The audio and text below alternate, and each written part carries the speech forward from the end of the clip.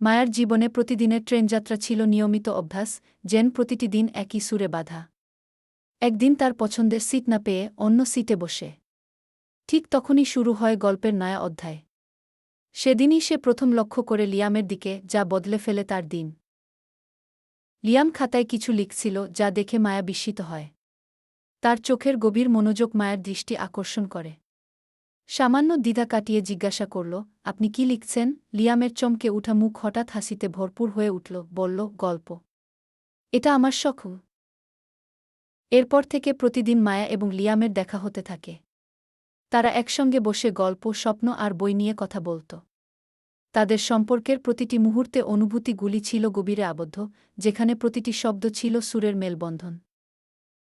মায়ার চোখে ছিল লিয়ামের গল্পের স্বপ্ন, আর লিয়ামের খাতায় ফুটে ওঠে মায়ার মিষ্টি কথা। একে অপরের সাথে থাকা তাদের জীবনের নতুন অধ্যায় হয়ে ওঠে। প্রতিটি দিন যেন একটি নতুন গল্পের পাতায় মোড় নেয়।